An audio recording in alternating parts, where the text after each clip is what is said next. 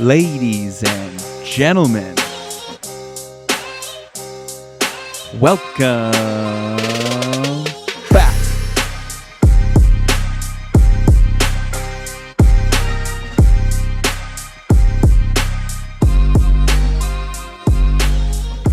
What's up, everybody? Welcome back to another episode of Turf Today, brought to you by our great friends at Toro.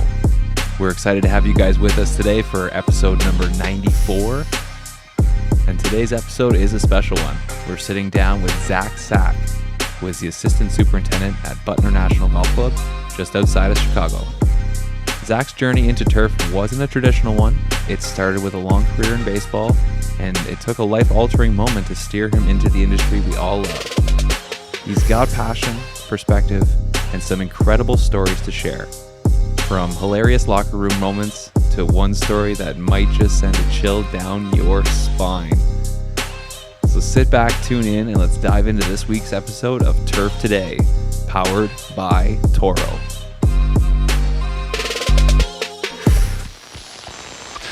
Turf Today is brought to you by Toro. When it comes to spraying, precision makes all the difference. That's why Toro developed their GPS-guided GeoLink system for their Multi-Pro 5800 sprayers. The system knows exactly where you've sprayed and where you haven't, automatically turning nozzles on and off as you go. That means no more wasted chemicals or missed spots. Let that sink in, and imagine what you could save with that kind of precision. Visit Toro.com to learn more and see how Toro is always solving and always evolving. Morning. Hey, buddy. How's it going?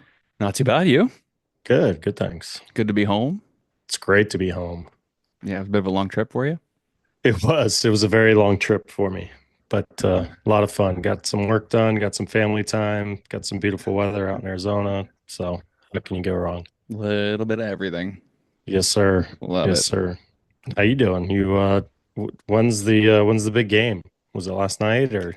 Yeah, Sens lost in Ottawa last night to lose the series. It was close. They tied it up, but what can you do? It's the Leafs. Yeah. So it's always I next love year. that.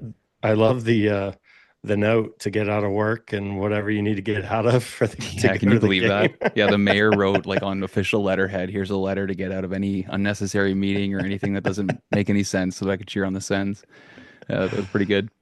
That's And outstanding. I just got a picture. I just got home from the course. My wife went with my son on their field trip. They went out to a farm today.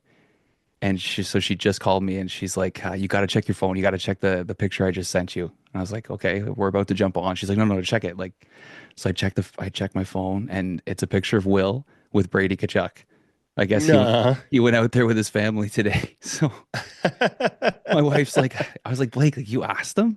You actually went up to and asked him like the day after. And she's like, yeah, I was kind of scared, but I figured, why not? He's got a little boy. And I guess Brady's wife was like, yeah, no worries. Get all the little boys over here. We'll take some pictures and stuff. And oh, what a beauty. That's outstanding. That's awesome. That's a fun one. Yeah. He loves Brady too. That's his guy. So it's, I get to meet your hero at 4 years old. That's fun. Oh, absolutely. Hopefully that's something he'll remember forever. That's outstanding. Yeah, that picture's going on the fridge for sure. Yeah, that's cool, man. That's cool. What do we got going today? So this is a gentleman who I've talked to, I think, a year or two ago. And he had a bit of an interesting story. He'd been moving around a lot and got a job at a really good golf course as an assistant. And he's been working there a little while. So we haven't talked to too many assistants, especially in a while, on this podcast. So it's great to talk to somebody in that role who's got some experience, can definitely help out with some of the younger guys. I've been an assistant myself for almost 10 years now. So it's something I know a lot about, and it'd be great to talk more about that role because it's a very pivotal role in our industry, the assistant role, right? It's kind of make or break. It's either, okay, I'm not going to do this. I'm going to go and do something else, or I'm just going to be a lifer here, or I'm going to make that jump and become the superintendent. So it's a very, very pivotal position in what we do.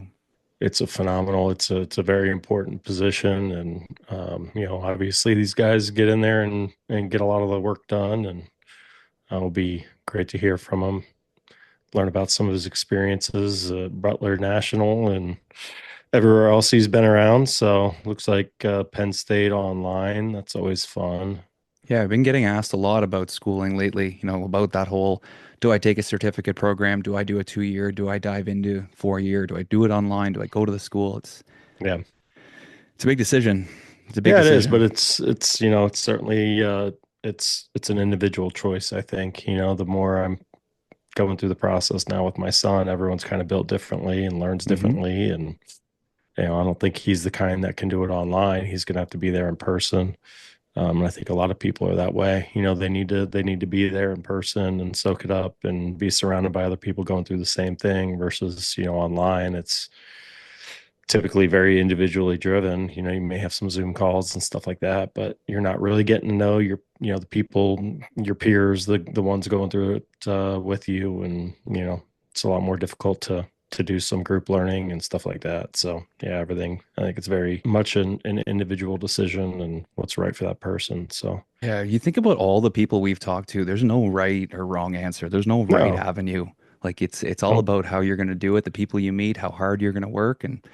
taking the opportunities when they come. Yeah, yeah. I mean, you see guys. We talk to guys with 4-year bachelor degrees in turfgrass management.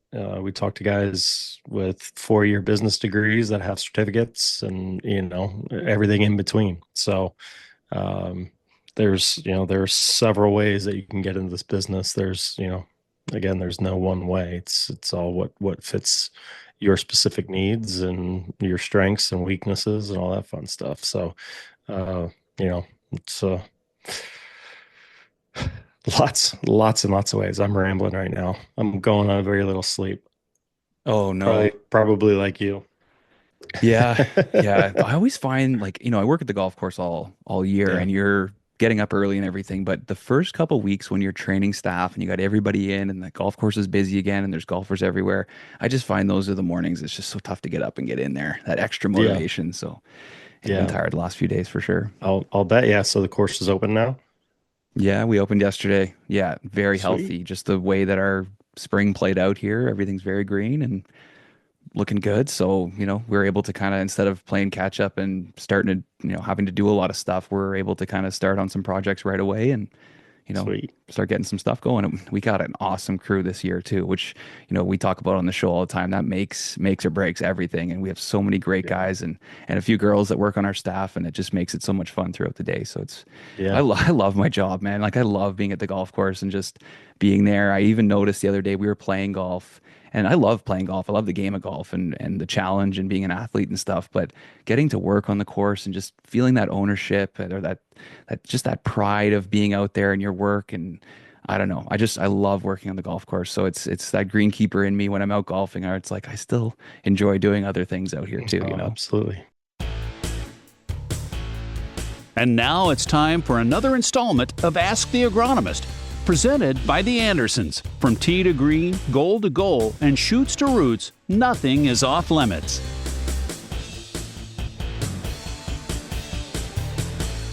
Welcome back to Ask the Agronomist, featuring PhD agronomist Ben Pease from the Andersons. Today's question comes in from Anonymous. Urea or ammonium sulfate for spring fertilizer apps? So this is a really timely question. I visited a golf course this morning just as kind of part of my normal duties, and they were out spreading some 13-2-13, which is an ammonium sulfate based fertilizer. Because around here, at least in Iowa and a lot of parts of the country, the rough is waking up, the tees, the fairways, they've mowed them 3 or 4 or 5 times, but the greens are still in sleepy mode. And that's some of the newer cultivars really are great in the summer months with drought stress and heat tolerances and disease management, but they've some of these newer ones have now lost their spring green up. And well, they hold color better into the fall, but sometimes it's tough to wake them up in the spring. So spring fertilizer apps, ammonium sulfate's great because if your soil temps are anything less than 60, yeah, I'm stretching a bit to be on the conservative side, but urea really needs some warmer soil temps because the microbes need to be active. But if we don't have active microbial populations, definitely ammonium sulfate is the way to go. Judging by what the superintendent had planned for me this morning. So ammonium sulfate's great for the springtime, fall time as well. The only caveat is maybe you don't want to throw down very large amounts of nitrogen when you're using ammonium sulfate because most of it's readily available right then. So we don't want to overly feed our turf. They still have a really good root system, but now's the time where they're going to be building a root system, so let's not overly grow them and deplete their carbohydrate reserves. So yeah, ammonium sulfate, great for spring fertilizer applications. And once you do see some growth, then spoon feed with urea, either on a foliar basis, or you can do some light granular applications to help further that along once the ammonium sulfate's kind of been used up. Beautiful. Great advice. This has been another installment of Ask the Agronomist featuring Dr. Ben Pease from the Andersons. Hey, Zach. Zach, what's going on, brother? Guys? Not much. How we been? Not too bad. Not too bad. All good. We were just All chatting good. You away at here. you at home knocking this out, or are you at the office, or what? No, I'm at home.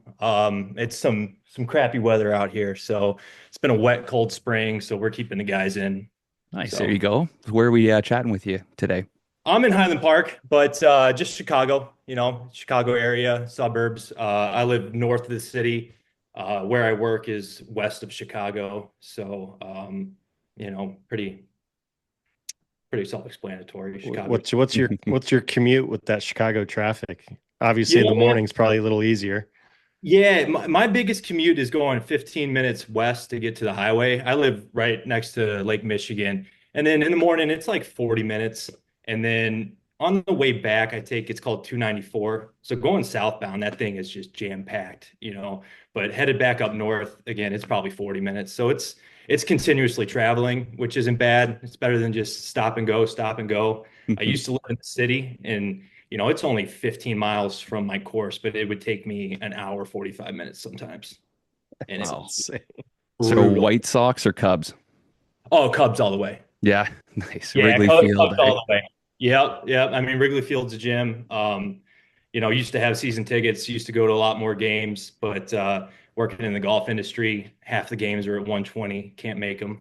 Oh, So- that's true. That's tough. Remember Yeah. Rookie of the Year, that movie growing up where the pitcher was for the Cubs? That was Yeah. sick. I used to Yeah. love that movie. I think that's the same actor that's in American Pie, I think. Yep. Oh, really? You're right. Yeah, Yep. I believe Yep. so. Same dude. I believe so. It's like when he was a that's kid. hilarious. Yeah, So a lot of baseball movies. with that commute, then, Zach, do you find that as beneficial for you to be able to decompress after a long day at the golf course? Is that 40 minutes, before, maybe thinking about what you have ahead, and then that 40 minutes home, is that valuable time for you as you're going in and leaving the course? Definitely. The commutes are different in terms of what I do. In the morning, I listen to a podcast or I listen to music, just kind of get myself awake. And then definitely on the ride home, I more than not sit in silence. Just listen to the engine, let the thoughts go, what we got accomplished today, what can we do tomorrow? How can it be better? We're a big operation, so things are, even if you have your daily plan, it's never your daily plan. I mean, things are being changed constantly, whether it's weather, the amount of play we have, or my boss just flipping the script on us and saying, this is what we're doing. So yeah, on the way home, it's definitely decompressing for sure. A lot of red ink on the plan for the day, huh? Oh man, we're doing which a lot of courses are. We're doing the task tracker, the advanced scoreboard, which is great. But you still got your notebook on the side. Reconfigure things. You got your red ink, your X marks, your check marks. You got 3 Diegos and 4 Juans. You got to figure out which one's which and where they're going. So. So before we get too deep in this, Zach, why don't you go ahead and give us a little introduction of yourself? Yeah, my name is Zach Sack. My dad had a sense of humor, obviously. That's excellent. But it's better than Harry or Paul, I guess. So Zach Sack, I'm originally from Arkansas, a little town called Dumas, Arkansas, southeast of the state. It's where my extended family is. They farm a 6,000-acre crop farm down there. Used to work there in the summers. And then when I was really young, my dad moved us up to Chicago. I've been here pretty much my entire life. It's where I was raised. Went to school here, went to college in Illinois. And then after college, during college, worked at a golf course, Winnetka Golf Club for during the summer for 4 years, just as a labor guy to stay busy, make some cash. Really enjoyed it. After that, owned baseball academies for about 4 or 5 years, and then sold those and was just kind of looking into my next steps. Decided that I'd, you know, do part time at my local golf club just to get free golf. And then, a few weeks later, my boss at the time was asking if I was interested in the industry. I was trying to figure out my next move, said I'll give it a shot. And 8, 9 years later, I'm still in it, chugging away. So, and now I'm currently at Butler National Golf Club right outside Chicago. Sweet. Well, before you came on, we were talking a little bit about school, and you took the 2-year program at Penn State. Talk to us a little bit about that, and why you decided to do it online. Yeah, Penn State online was great. I mean, it's up to you to get your classes done. You set your timeline. Teachers are extremely responsive. If I could do it all over again, and getting out of high school, if I knew I was going to be a superintendent one day, I definitely would have gone to the 4 year in person, just because you're exposed to a lot more. It was good. It was fun. Some people might not want the college route, in this industry or just life in general. And you don't necessarily have to go to the 2 year. You can get, the 8 or 12 week certificate, which is just as good. I mean, I've seen guys move on to some really big name courses down in Florida just with that 8 or 12 week certificate. Um, you learn a lot, but I think we all know you learn a lot more on the golf course. Um, I mean, this is an industry where experience matters. Um, and you see that a lot these days with kids moving really quick in this industry. Year as an AIT, 2 years as an assistant, then they're a superintendent, and all the more to them. But experience matters a lot, but school is also important, especially with landing some of these jobs. Another baseball guy here, Adam. I feel like we're running into, former professional baseball players, collegiate baseball players. They're everywhere. Is there something there in the water? Is it the teamwork aspect that you just love being around that kind of made this an easy transition for you then? Yeah, I think so. You know, it's an outdoor sport, right? And golf is an outdoor job. So, they kind of go hand in hand to some aspects. But you like bringing a crew together and seeing a plan go out. And, I had 45 coaches underneath me and add another 20 instructors, and getting out of the industry and then getting into the golf industry. It's similar to running a crew. And that's what I like. I like managing personalities and seeing a crew come together and get everything done. Plus, like I said, being outside is the biggest thing, I think. So, what was the transition to Butler National like, getting into that role? Yeah, it was interesting. I was at a municipal course for 6 years as the assistant. It was called Glenview Park Golf Club in Glenview, Illinois. And I was very fortunate enough that my superintendent that had just started there spent 15 years in the private industry. So he carried a lot of that mentality over to the public world. Um, but it's different. I went from 45,000 to 50,000 rounds a year to 10 to 11,000 rounds. We don't see a whole lot of play, and I would say 80% of our play are walkers, so we don't have to deal with the car traffic. Um, in the end, we're all cutting grass, right? We've got similar practices, but just the day to day is a lot different. The pressure's there, but I don't feel the pressure from golfers necessarily. We're not mowing a fairway, two stripes, pulling off to the side, let the group play through, two stripes, pulling off to the side. You have a group come by, get out of their way, and then you can pretty much mow the entire fairway again. But it can be stressful. I mean, we got 25 guys on crew plus 3 assistants, a mechanic, an assistant mechanic, an AIT, an intern, and then my boss. So it's a lot going on at all times. I'd love to hear your thoughts on expectations. I think, I grew up at a top 100, very fortunate to be at a very nice club growing up, and we'll also spend some time working at a public golf course. And my personal thoughts were that the expectations really didn't change a whole lot. You know, your public fee player, in my experience, expected just as much as the guy going out at that private course. What do you think? What are you seeing as far as similarities and differences as far as expectations at those types of facilities? I think expectations, like you said, they kind of stay the same. I would say the difference for me between the two is these members are signing my check. In the public world, you're just out here playing golf. Like, I'm sorry that, we have 3.5 inch rough. It's rained the last 2 days. Go enjoy your round. You know, the expectations are always the expectations. You want to deliver the best, playing surface as possible. Um, at Butler, our members are very involved. They care about the course, the reputation of the course. So if, we're rolling 11 and a half, that's a slow day for the members, and we'll hear about it.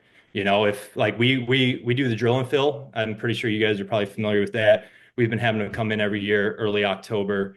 Well, we still have holes in the greens.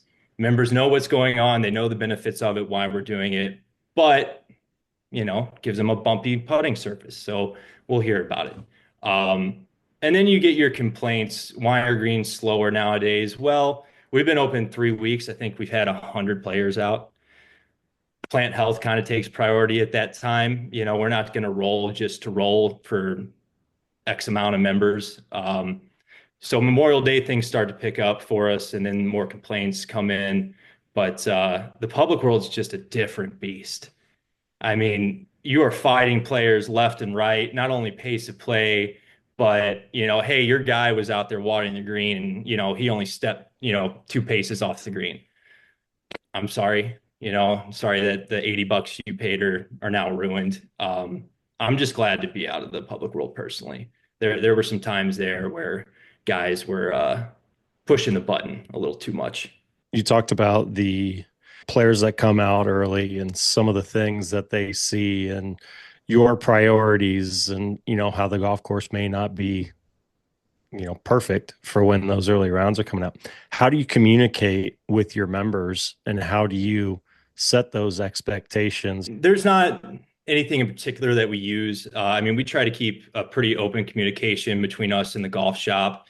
The golf shop usually has most of the communication with the members about what's going out in the course and whatnot. I think our members, they just trust us enough, to supply great conditions at all times, that there's really not that, hey, what's going on? Did you aerify tees or greens? We'll let the pro shop know, and then the pro shop will let the members know. But there's not a Twitter account or anything like that. It's pretty old school.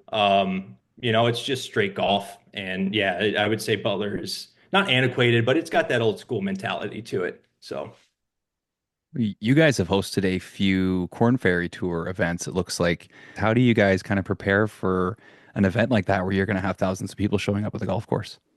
The Corn Ferry that I worked actually was at a different course. I apologize. Oh, okay. That's my bad too. And no. That was at the Glen up in Glenview. It's another Fazio design course. It's a semi-private. I've done that there. We do have the Corn Ferry players come and play our course, a couple of days before they do that tournament. And, we prep it as best as possible. But we held the Western Open, I want to say 20, 25 years up until 1990. And then after that, they left us, and we haven't really held anything since then. I was going to say, you guys are fairly exclusive up there, man. I can't talk today. I'm struggling. I apologize, Zach. Didn't bring my A game today. A little jet lag from the trip, eh? Oh my gosh. Yeah, you have no idea. Give me some history of the golf course, because I don't think too many people know about Butler National. Yeah, Butler's known well within the Midwest, especially Illinois. We are very exclusive. So I'll be a little cautious on what I say and don't say. Yeah, exactly. Keep it tight. Yeah. I was a little surprised when I saw you, willing to come on here and talk about the course. I'm like, man, this is great. Yeah. Things are changing. To be honest, Now that I think about it, I probably should have asked if there's like a no media clause or something, but Uh-oh. Well, you're not showing the golf course, so you're safe. right, No, no, right. You know, exactly. yeah, It's all positives. there's not much on Butler. You know, even when I was interviewing, you know, trying to do all this research on Mike Saul's my boss and Butler, it's very limited. So it's a Fazio course. It was built in 1972. We're right underneath 7,600 yards. I believe we're 70 par 71 or 70, and then Jeez. our slopes 155. Oh. So yeah, we've It's got exciting. 10 forced carries. Um, Rough is long, fairways are small, greens, you know, don't have a whole lot of undulation to them, but the subtleties in them are extremely difficult. Um, you know, I'd love to come up here and say it's the most beautiful course in the world. You know, it's not like going out to Colorado and playing a mountain course or playing something in Hawaii. You know, it's your normal Parkland style course, but it'll beat you up. I don't care how good you are. I mean, we have this thing called a Butler Cup, brings a bunch of other clubs to come by and play. And I was up the putting green at the end of it, and there's this dude walking by with his buddies, and he's like, "Man, this is the hardest, easiest looking fucking course I've ever played." You know, because it's all right. It's all right in front of you. There's no tricks or gimmicks, but it's tree lined. It's thick rough, dense rough, tall rough. And it's a beast. You know, I consider myself a fairly good golfer, and I'm happy if I shoot in the low 80s out there. Um, you know, getting close to par is impossible for someone Yeah. like me. I was gonna say 7,600 yards, par 70 or 71. Like, write me down sign my card for a 90, and let's go to the bar, man. Yeah, I mean, let's exactly. just go. Oh, We'll man, just play a you know, scramble. yeah, yeah. And it's, you know, yeah, it's a beast. So you know, it was designed for tournament play. I mean, we've got all the room in the world for grandstands and whatnot. And um, so I think it was Phil Mickelson who came out and played like a decade ago or something like that. And he came out and he was like, yeah, he's like, Butler could hold a major in a week if you gave him enough notice. So, but because of the being so exclusive, you know, like when I was at the Green Start Academy, you're hearing Shinnecock, you know, Pine Valley, all these names. And then, you know, they're like, where are you from? I'm like, oh, Butler National Golf Club. They're like, oh, where's that? And, you know, in my head, you know, you got to, okay, I get it. You know, we're not on the grand stage, blah, blah. But back of my mind, I'm kind of like, well, you know, kind of somewhat of a big deal in Chicagoland. You know, I mean, held the Western Open for 25 years. But yeah, not many people know about it. We'll go back to Butler for sure because I know we got some good questions about that course and everything there. But we got to ask you about the Corn Ferry because you got to work the course, or you got to work the tournament a few different years. What was that like? What's the differences in that game, and what is it? My follow-up question to that would be like, what does it compare to more, the public course or the exclusive private course? Working those tournaments. Yeah, working the Corn Ferry was great. So I worked for Glenview Park Golf Club, and then we had the Glen Club, which was down the road. Across from the Glen was our 9-hole course that we also had. So there was a weird marriage where the Park District paid for like 25% of the Glen's maintenance building, and then they took care of our 9-hole. So in return, me and my boss would go over and help every morning with the Corn Ferry. And you know, it's not a huge tournament, it's not a major or anything like that, but it's different. You know, I mean, it is definitely different. It is everybody shows up, you got your jobs, you know, you've got your route, and if you deviate from that, luckily there's always someone out there, you know, to kind of from the Glenn's maintenance crew to kind of show you where to go. My first year was a little different. They started cutting fairways on 18 and they were just two-toning them, and a hydraulic leak just right Oh down no. first center cut all the way from the Damn. beginning of the fairway all the way to the green. And it's not like Augusta where they had us out there with a sod machine putting new grass down. It was, this sucks, but I mean, they're teeing off soon and we don't have the labor to do that. I mean, 15 volunteers, 20 volunteers plus his crew. So it's not the grand, you know, grand scale of things, but it was all roped off. It looked like a professional tournament. It was cool. You know, how we kind of run our day to day is very similar to how they ran their tournament day to day. Everybody's got their routes. It's very organized. You know, there's tons of communication. Um, yeah. So, yeah, It's I would crazy, say, but it's professional. yeah, it's crazy, but it's professional. And like I said, that's a semi-private course, but it's also like $300 to play. So I don't see a whole lot of public play up there. Yeah. Hi, it's Matt from Standard Off, and for over a century, Standard Off has set the benchmark in golf course accessories. As inventors and innovators, we design, manufacture, and assemble top quality products proudly made here in the USA to enhance every aspect of your golf course. From tee box essentials like ball washers and tee markers to greens equipment, including cups and flagsticks, and even those custom flags that showcase your course's unique identity. We provide the tools that superintendents trust to elevate the game. Standard Golf, where innovation meets the green. I'm curious about, we talked a little bit about your journey into this career, and you kind of went back maybe a little later in life as kind of a second act for you. Do you think having that additional maturity, other experiences, life experiences, work experience, do you think that's beneficial for you? Do you think that's helped you be a better superintendent, assistant superintendent, and leader there in the maintenance facility? Yeah, without a doubt. I mean, don't get me wrong, what you do on the golf course matters, but a lot of what we do is managing personalities and people. And, your life experience, is a part of that. Like when I got in this industry, I was very lost. I lost my little brother, him and three of his buddies. They died in a tragic boating accident up in Wisconsin. And January of 2016, and he was a big part of coaching with me. We grew up playing baseball together.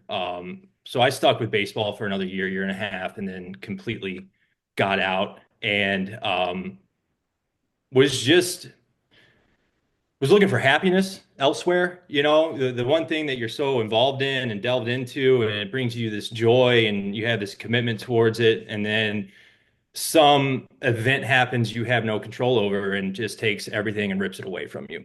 And that's what happened to me. And I didn't work for a few months. I was just kind of trying to figure out my next steps.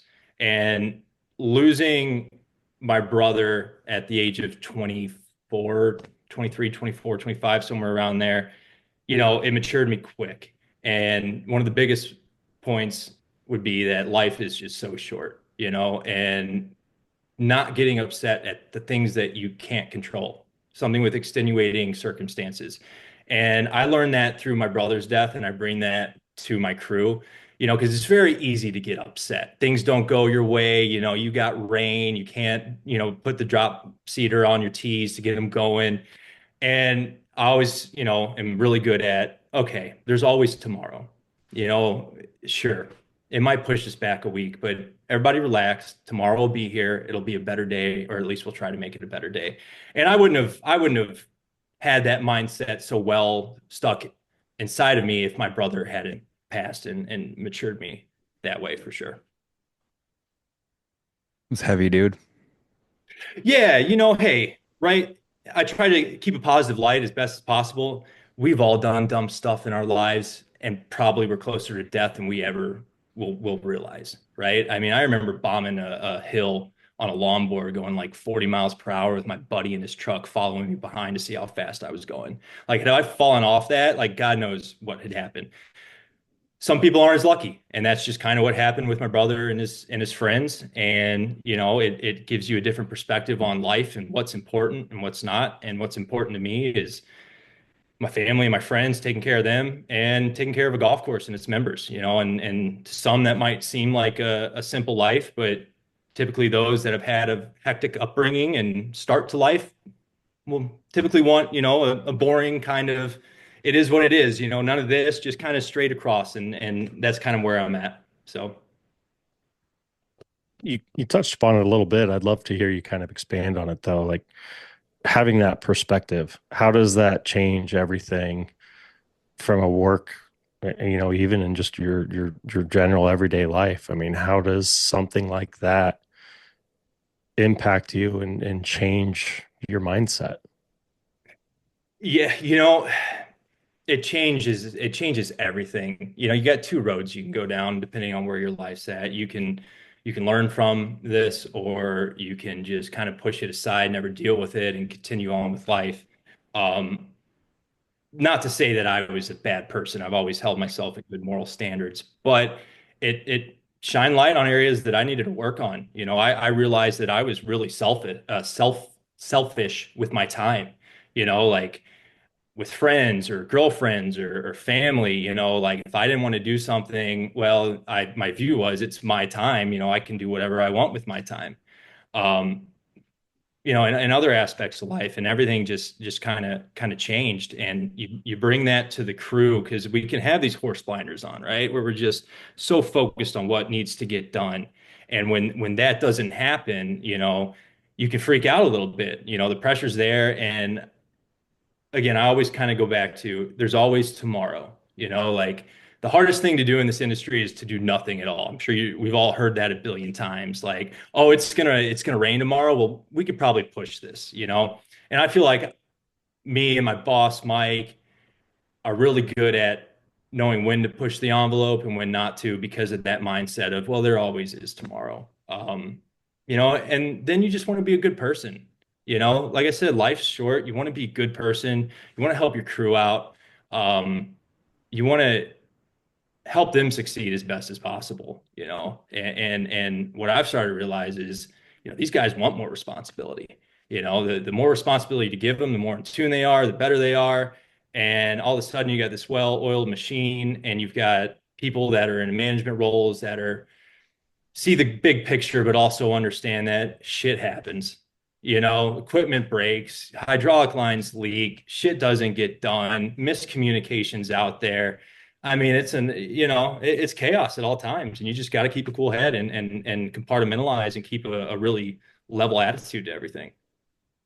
Yeah, I tell my guys all the time, stuff's gonna break. Like stuff is gonna happen. We just got to limit the mistakes and prepare for the worst. But that's you have certainly a lot of stuff going on there. And when you left the baseball industry, obviously that's a big change. And we've met a lot of people that have made changes in their lives like that to move to the golf industry. Was there anything specific about that change, or was there any moment where you realized like, hey, this is what I want to do kind of the rest of my life? Yeah. Again, like I said, I was just kind of looking for a job to stay busy at the time and not spend a bunch of money on golf. My boss at the time, Todd Vermillion, shout out Todd, does a great job. He was looking for an assistant, and he had guys lined up, but you know, everyone wants to work at a top 100 club or a place that does a tournament, where you can make a name for yourself and make the contacts. It's really hard in the public world to get assistance, unless you got someone really close by that's interested, or someone in your crew that can kind of work their way up. And the two or three guys that he had kind of eyeing out, I think kind of, okay, I got to the course I finally wanted, and, pushed everything aside. So he approached me. He was like, "What do you think?" And I was like, "I'll give it a shot." I mean, my family's farmers. I worked on the farm in the summer. Like I like working outside, and did that for the rest of the season. And then the next season, I remember it so vividly. It was probably middle of May, late May. It was like 70 degrees out, 6 o'clock in the morning. I'm driving my cart, got my sunglasses on. I've got a podcast that I'm listening to, got my coffee, sun's coming up. And it was just one of those things like, I'm at peace. Like I want to make a career out of this, like I love it. I mean, I love being outdoors. I love seeing everything come together. I've got a little bit of artist to me in a sense, and whether that's changing up the way we're mowing, doing a 50-50 or two-tone, and then reversing the outer cut, to make the colors pop. And yeah, I was just riding in my Toro cart and was like, this is it. I can see why my uncle and grandparents continue to farm. Like, yeah, it sucks some days, but it's such a rewarding industry. And to have a member come up to you and whether you know them or not, and just be like, "Hey, you guys are killing it right now. Like, really appreciate it." Because you boil it down, we're in the service industry.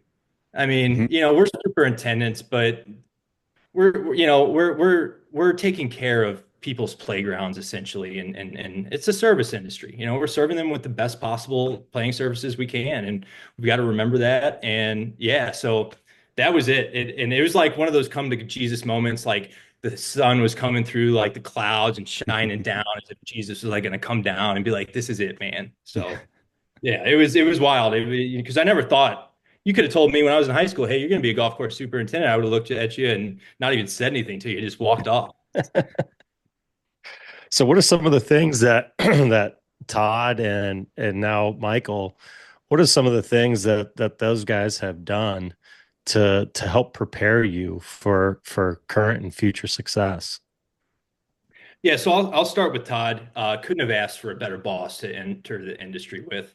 Um, just really good guy, really kind, stern, but was willing to help. And my 6 years there were outstanding. But that was a lot of the how and the what, and after 6 years of the how and the what, I knew I wanted to get into the private world, and I was ready to be a superintendent in the public world, but I wanted to jump private. And like I said, Todd did a great job, but you're so busy that you don't have the luxury of sitting aside on the fairway for 10 minutes and being like, "Oh yeah, there's some anthracnose or pythium or dollar spot, and this is how, and this is what we're spraying, and this is the why," just because there's so much play. So I switched over to Butler, interviewed with Mike. He gave me an opportunity, and Mike is just extremely intelligent all the way through, separate from agronomy. I mean, he's just a very smart individual, and he's just an outstanding teacher. You have questions for him, and he's got the answer for you for most part. And if he doesn't, he'll look it up and do some research, and he'll get back to you. I mean, this is a guy that just loves grass, just everything about it, the science behind it. And so being at Butler has opened the doors for the why for me now over the last 3 seasons. Why we do this, why we don't do that. And there's plenty of why we do's and why we don'ts at Butler. I mean, like I said, we got a big crew, 25 of normal crew guys, and we are constantly just chugging away. And trust me, I have learned a lot on what not to do. I will tell you that. I mean, I've done some things, and Mike's been like, "That's the public mentality." I'm like, "Oh, okay." He's like, you're learning, but yeah, like I said, it's like being in school on a golf course with him. It's really great. I mean, like I said, he understands grass and talks to it, and he keeps to himself. He's not looking to be one of these big household names. Although Green Start, I'm like, "Oh yeah, I work at Butler," and Phil Kafari, who's been on the show, he's like, "Oh, legend! What a legend! Just the titan of the industry." And and Zimmers was there as well, and kind of saying the same thing. And so that was really comforting. And yeah, man, like I said, it's just kind of being in school on a golf course. I never hesitate to ask questions, and anyone who's coming through this industry, you need to ask questions. I mean, there is no room not to ask questions, because you make one mistake as a superintendent, that could potentially be your run at a superintendent, depending on where you're at. So learn as much as you can. Hopefully you get in with a superintendent that is willing to teach you, not just say, "Hey, go do this." This is why we're doing this. You need to learn. And so, yeah, it's been great. It's really propelled my career and gotten me to a point where, in the next year or two, I'll start to look for superintendent jobs. So I can totally see Phil. I can totally picture him in that conversation and exactly what he said. That's hilarious. Quick follow up. Just, you mentioned some of the mistakes, potentially getting called out on some of those by Mike. How important is it to make mistakes and to fail from time to time? I think it's extremely important, right? I'm just me personally. You can tell me what to do and I'll learn from that, but if I make a mistake, I'm definitely learning from that. I will never do that again. And, for forward references, hey, I already made a big mistake. Like, I need to think things through, because your first solution might not be as good as your fourth solution. So you need to work things through, and I don't know. You still want to be confident though, right? It's kind of that, you know, do first and ask for forgiveness or whatever the saying is, so you just got to go out there and make decisions on what you think is best for the day.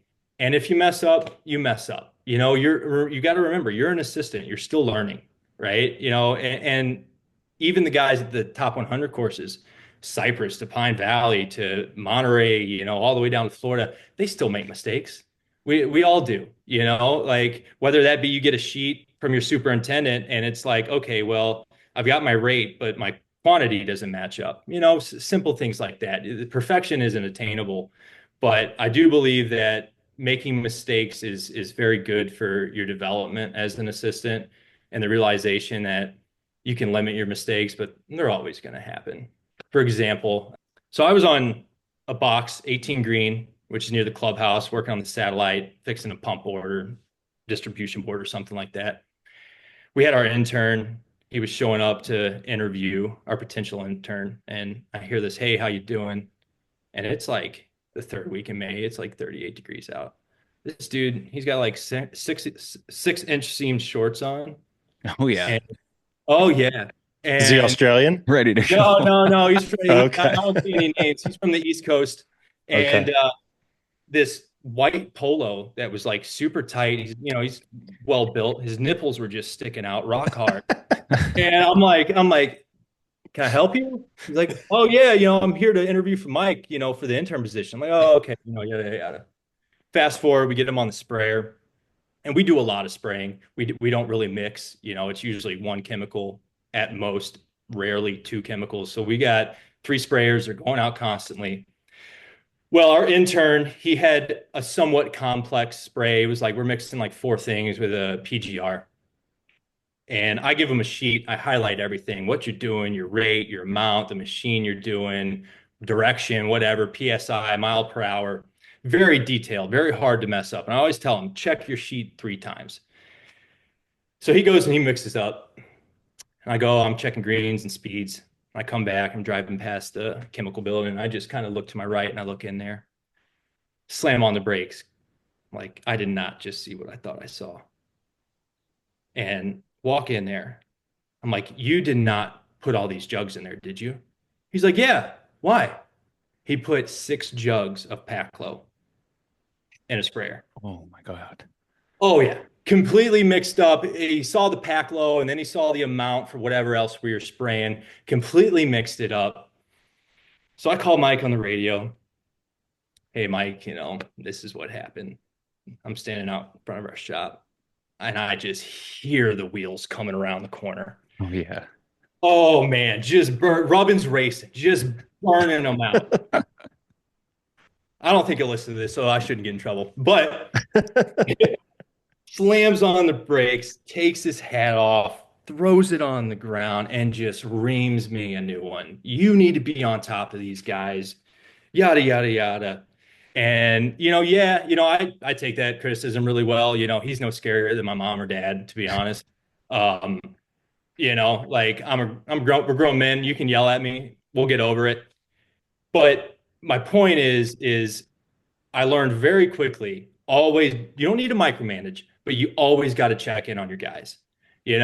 Some guys have minds of their own, where they'll do, oh, I'll just do this. Well, no, we didn't do that because we have a reason as to why we haven't done that yet.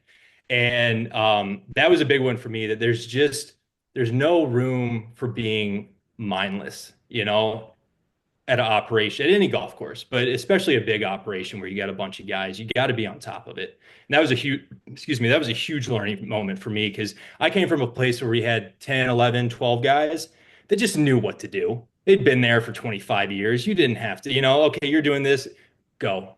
When you're done, I trust you, you come back in here. It's different. You got to, you guys good? Okay, what's your next plan? What's your thought process? And you just got to do it in a way that doesn't seem like it's micromanaging, because no one likes to be micromanaged, right? I mean, that can get annoying. Yeah, so being in your role, how do you kind of balance, being part of the crew and being, friendly with those guys, but then also being their boss? How do you sort of balance all that? Because that's a tough one. It is a tough one. I think it's tougher for someone who comes up as an AIT or an intern to an AIT to a second to a first, because you got incorporated, when you're 20 years old, dicking around with the crew, having fun, So you come up with a crew. I feel like it can be difficult when you get to that first position, first assistant position, to tell guys what to do, because it wasn't too long ago where you were more or less one of them just hanging out and dicking around. For someone like me who came in, as a new assistant, I've always kind of had the same philosophy, you know, don't mistake my friendliness for friendship.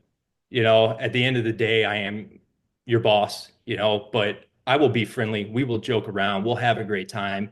But there is that line, between friendliness and friendship. And then another thing that I rely on for me personally is, you know, I tell my guys when they start acting up a little bit, please don't take my self-control for weakness, like being able to stay evenly calmed during a situation, can be misconstrued as a weakness at times to a crew, I feel like. And as long as you're just friendly and stern, I think you won't have a problem. But I got really lucky. I mean, our main 15 dudes have been there for 20 years and they're really good. I mean, our project crew, we have two brothers that have been there for 30 years and they know how to rebuild everything and do everything. So, but it can be difficult. I mean, because you want to be friends with these guys to some aspect, right? But there's always that fine line. Did that intern get the note on the shorts and the tight Yeah. polos? I'm not. That was a tough summer. That was a really tough summer. He's scratching his head for anybody that's not watching the video. Yeah, and I wouldn't be surprised if he listened. He's got a great, he was on the sports field side. What he knew he wanted to do. But I guess going to the 4-year Penn State, they really encourage you to kind of do an intern at every step. So that's why he was there. He stopped wearing shorts. Okay. I gave him a large shirt because he's muscular. And when he came back, he's like, I need a medium. I'm like, okay, I gave him medium. He wanted the medium because it was very tight on his body. Yeah, the schmediums. He was out there. I mean, don't get me wrong, great kid, nice kid, funny, but just you could tell that he didn't want to really be in the golf world. He was looking for the sports fields. And they're different, right? I mean, I could be wrong, but the sports fields, they don't really care about the grass, especially like a baseball field. They just care about home plate and pitcher's mound. It's like 10% of what they do. Everything else is the dirt. Yeah, right. Yeah, that's all they really care about. So, but like I said, that was like one of many problems we had. He triple sprayed. So we've got, it's called the Island. It's 1, 10, and 18. And we were spraying PGR. He sprayed one and then went in order and came back and he was spraying one again. I'm like rolling down. I'm like, what are you doing? It's like, what do you mean? Like kind of caught an attitude with me. He's like, what do you mean? What am I doing? I go, you're on the fucking first hole. He's like, oh, like I tap open kind of thing. Like, oh, sorry, dude. It's like, dude, how hard is it just to pay attention? Like you're on a sprayer. Like, big deal. Yeah. But, our last intern last year, he's now an AIT, which is great. That's the idea. Intern, come back as an AIT, second, first. I think I was probably maybe the first, maybe the second time Mike had in his 40-year career had gone out looking for an assistant. It's always been kind of coming up, riding that wave there. But it's tough getting interns nowadays. I mean, especially if you're not a household course name. I mean, it is just really tough. Sticking with the sprayer talk, any good memories of yourself spraying potentially early in the morning? Yeah, dude. So this is a true story, by the way.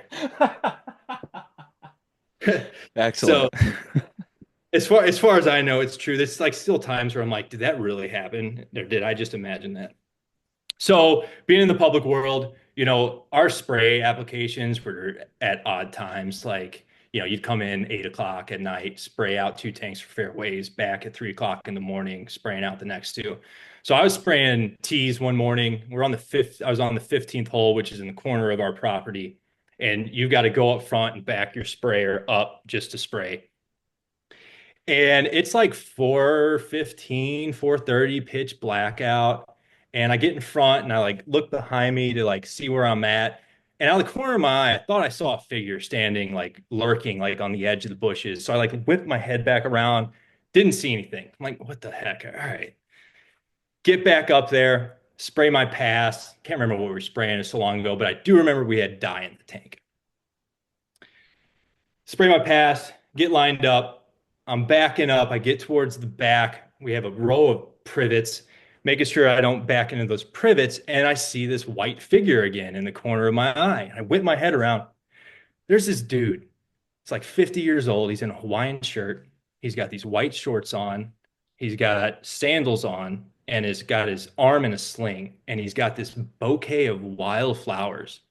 And he just walks up to me and just hands me these flowers, smiles at me, and turns around, walks to the privets, and then just stands there. And I'm like looking at this guy, like half tempted to be like, you need to get out of here. Like, what are you doing? Didn't want to mess with him. Have no idea what's going on here. So I finished spraying the tee. I'm backing up, and he's just standing there. I noticed he's got dye all over. no. I mean, I guess he was standing right next to the boom. His white shorts have all these blue specks. His legs are covered in dye. His feet are covered in dye. So I finished spraying. I go back to the shop, have these flowers in my hand. Todd's like, what are those? I'm like, you will not believe what just happened. He didn't believe me. So then I go back. It's probably 5:30, and I'm like kind of just looking out, and there's nothing there. 2 weeks go by, and I'm still mulling over this. Then I'm leaving work one day, and this dude is standing. He's got his white shorts on with the blue stains and his sandals, no shirt, with his sling, just standing at the corner of a stoplight. And I saw him do that for like 2 weeks longer and never saw the guy again. It was the weirdest, most insane thing because, like where I was, it's like woods. There's nothing out there. Like, I don't know where this dude came from. Like, I don't know if there's a psych ward nearby or something or what, but it was just really, really weird. And it freaked me out. And then fast forward to our next year, I get a call and I come up to the pro shop. Someone wants to talk to me. And it's this dude. It's like a year later. He's still got his arm in this sling. And he walks up to me, goes, how are my flowers doing?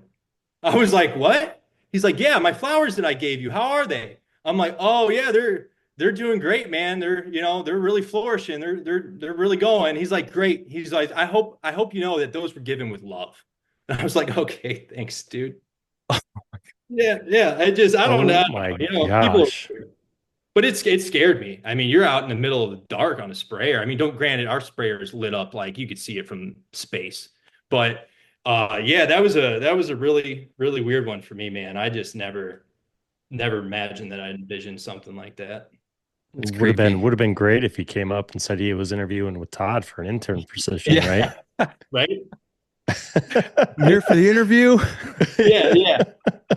Oh man, yeah. The flowers is creepy though. Guy just walked right up to the sprayer, and here you go. Yeah, it was super. It was just like it's like one of those like, am I being punked? Yeah, like, there's a camera on me for sure. Right? So yeah, that was wild. And then I had a couple wild spray stories. I accidentally went over some dude's white leather bag that I didn't see that was laying out in the middle of the fairway. I don't know how I saw it. Had dye in the tank, like just completely sprayed his white bag. It was not good. I was going to say, how'd that go over? Oh, it was not good. And I remember it perfectly. He was like, I used to be a member at North Shore. And I remember looking at him, I go, well, I'm assuming there's a reason why you're not a member there anymore. I got real chippy in the public world. It gets to you at some point. We closed down for COVID. No tee markers, no nothing. It's just me and Todd were out there mowing. got this dude on the first tee, part of our men's club. He's just taking practice swings, divot after divot. He's going to play, roll up to him like, sorry, sir, we're closed. Without looking at him, he goes, oh, I'm part of the men's club. And we went through this dance where I'd say something. He said, I'm part of the men's club like 4 or 5 times. And finally, I was like, you need to leave. He looked up at me. He goes, I'm part of the fucking men's club. And I snapped. And I go, and I'm part of the Mickey Mouse Club, but you don't hear me fucking talking about it. Like, you need to get off of here. And like, that was like my last thing where I was like, okay, I need to get in the public world. Like these golfers are just killing me nonstop, you know, and the public world's great. I mean, don't get me wrong, or the private world's great. You've got your complaints, but they're way less, you know, and 9 times out of 10, it's about something important. Like, hey, you might want to go look at the pin location on 15. Like that's dicey. Like I 5-putted on that hole or something like that, you know, or something simple. There's trash all over the pond. You know, it's not the, well, why are the greens, you know, why are the greens so small? It's like, I don't know, dude. We're a public course. It was built 100 years ago. Like we don't, we're not going to start building greens in house, you know, at a public course. It is what it is, you know, or well, I don't understand why we're on Frosted Lake. Can't you guys just get a turbine out on greens? It's like, what? You just blow the frost off the greens? Like, yeah, you know, get some guys with backpack blowers and just blow the frost off. You know, and our members understand, like they're a little more in tune to the agronomy side. You know, they're paying money to be at this course, so they do a little bit research on their own, or they've been a part of a greens committee and board meeting and kind of understand how things run. In the private world, it's, I'm here. You know, what do you mean I can't play right now? Like, I'm here, I paid for it. So big difference. So was it a cognizant effort on your part to tone it down? Because like you said, I mean, you're still going to get people saying stuff. I mean, was that something you were aware of? Like, I can't do this now. Yeah, you keep it in the back of your mind. I mean, it wasn't a challenge for me. I mean, once I got into the private world, it was Mr. This, Mr. That. Hey, how you doing? Oh, I appreciate the input. You know, they've, and I don't know if this is right mentality. You know, you paid to come play today at a public course, and it is what it is. You know, I'm sorry if we couldn't get X, Y, and Z done. You know, it is what it is.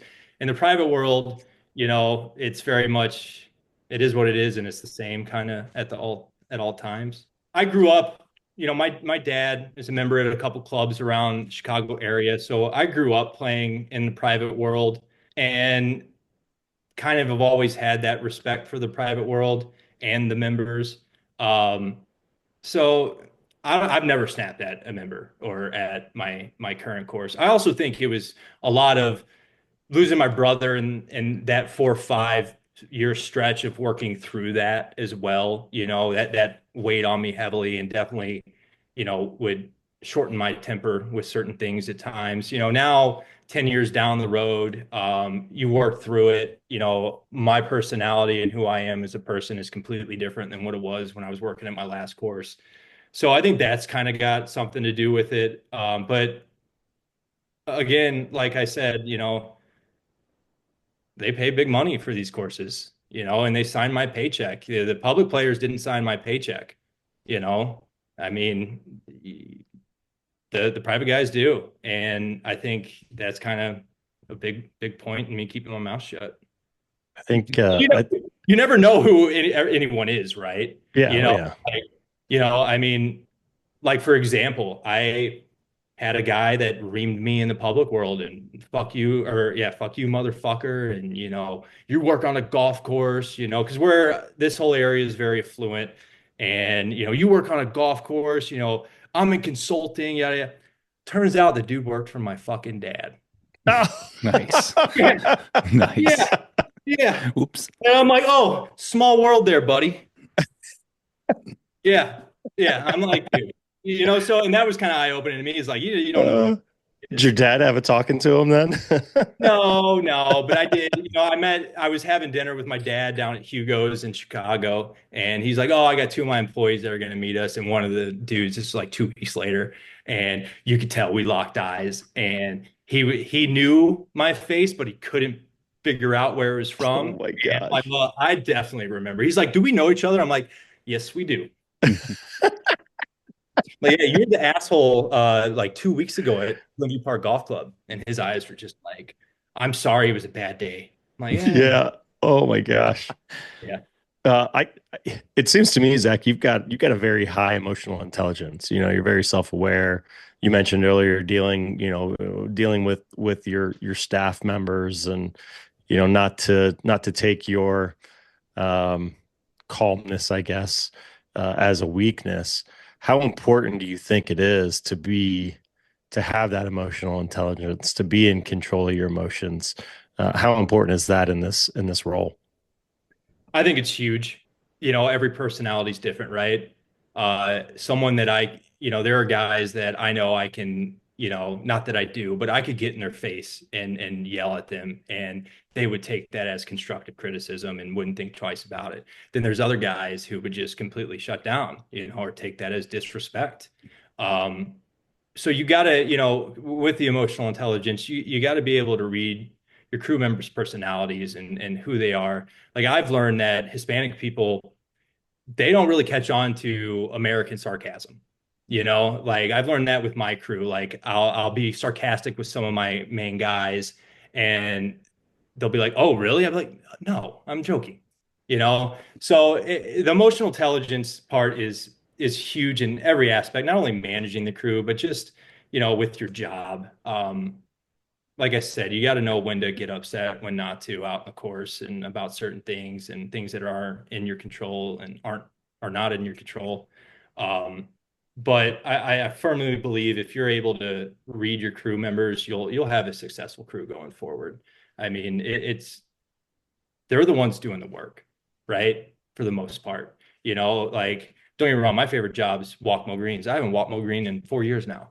Like, I'm lucky to get on a sprayer these days, just because there's so much going on at all times. But yeah, I mean, you need to be in tune with your crew. It's like a family. I know we hear it all the time. You spend more time with them than you do your family a lot of the times, and to some aspects that's true. So you need to keep things lighthearted, doing cookouts and barbecues and rewarding these guys, because the truth is they're not making a whole lot. I know courses that are still paying guys 11, $12 an hour, and now it seems like the going rates around that 16, 17, 18 an hour, just to get guys in the doors. We're well above that.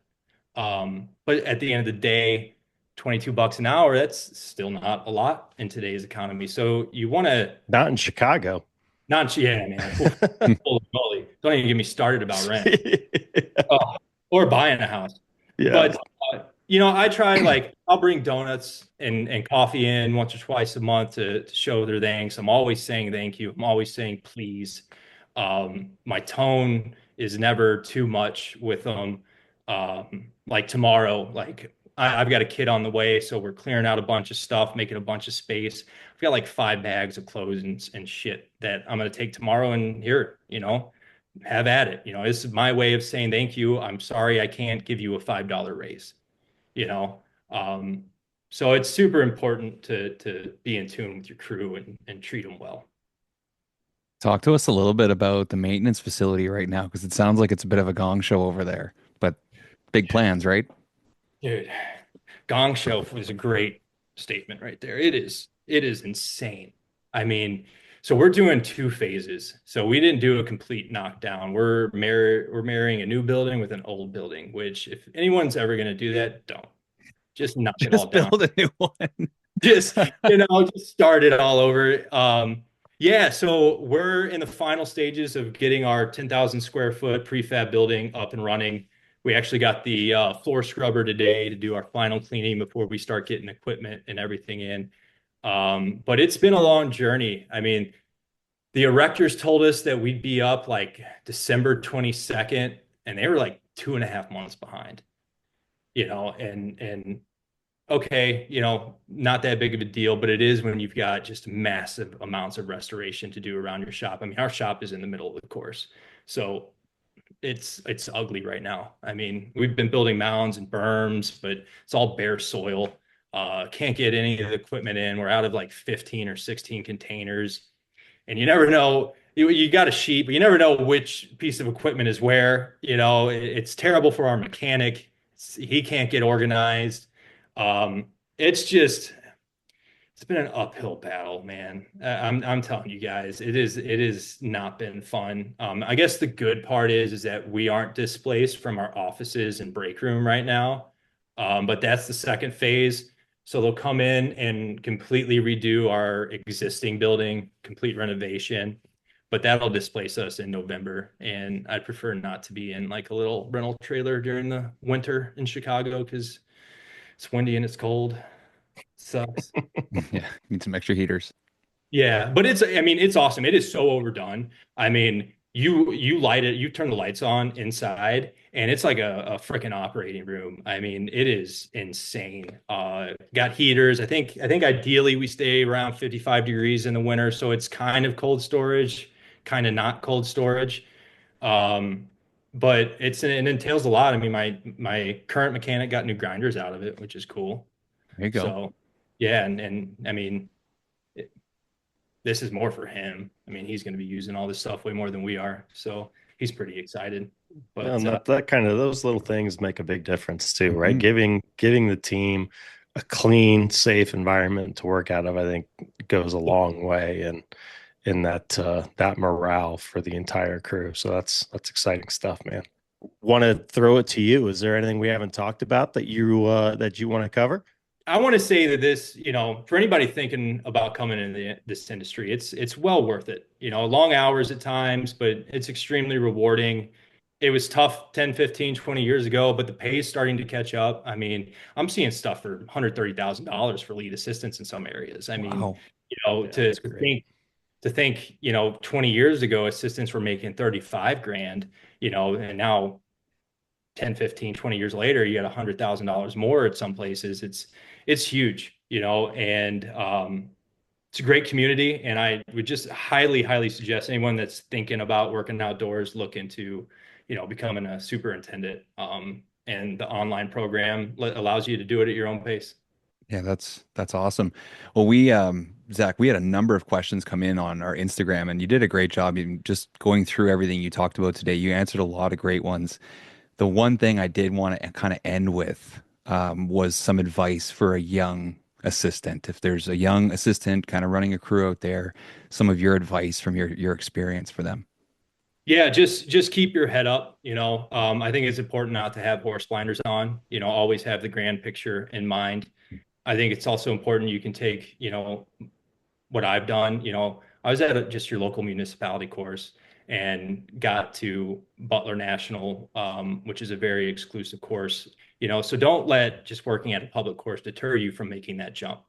Interview with, knowledgeable confidence, make sure you know your stuff, and you've got just good as of an opportunity to get where you want to be. But keep your head down and grind. You'll get there. We all get there. I mean, I'm 34 almost. I've been an assistant for 9, 10 years now. I'm being patient. Don't feel a need to rush. There's so much to learn at all times. I've been at it 9 years and I'm still learning something new every day. So be a sponge, continue to do your own education. I'm just a firm believer in that. Like, if anybody who's good at what they do and can grow grass, they are never just sitting still. They are always looking for projects to do to make their course better. And they are constantly keeping up to date with the science and everything that's going on with the industry, because it's science, it's ever evolving, it's ever changing. You have to keep up with it. So continued education is extremely important. I mean, I myself have gone through probably close to 100 GCS AA videos, and then you add the TurfNet videos and all that. So just continue to educate yourself. Great advice. Great advice. Yep. Awesome. Well, this has been a ton of fun here, Zach. We appreciate you coming on, and certainly a great episode. Lots of nuggets here that people are going to get a lot out of this. So again, really appreciate you coming on, and hopefully we'll cross paths sometime soon.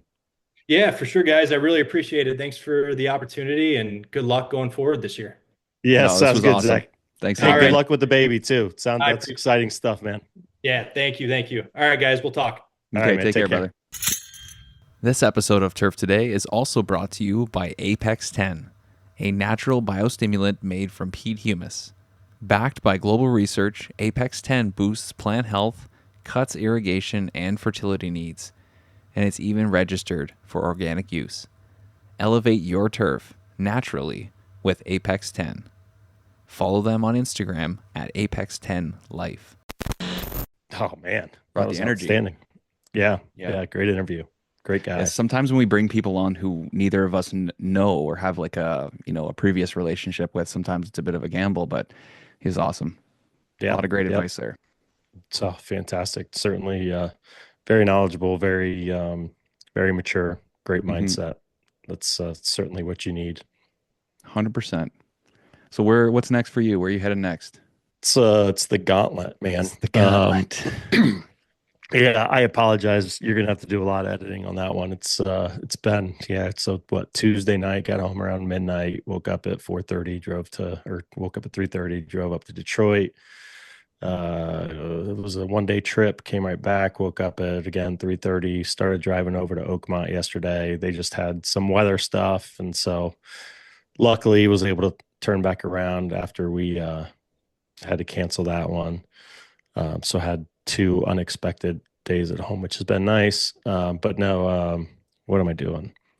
Next week's Dallas. I'm in Dallas for 3 days, come home for a few days, and then I think it's a 10 or 11-day trip. It's Cypress Point, Colonial, then Congressional. So tournament season's almost here. So go do some prep for the Walker Cup, be at Colonial for Advance Week, be at Congressional as they're getting ready for I believe it's the senior PGA. And then I don't know, and then somewhere for a little bit, and then Memorial Week. So this month's gonna fly, brother. Yeah, it's exciting. That's exciting. So if you're working at any of those courses or tournaments, be sure to stop Ryan and say hi. And you never know, you might get on camera or on the mic.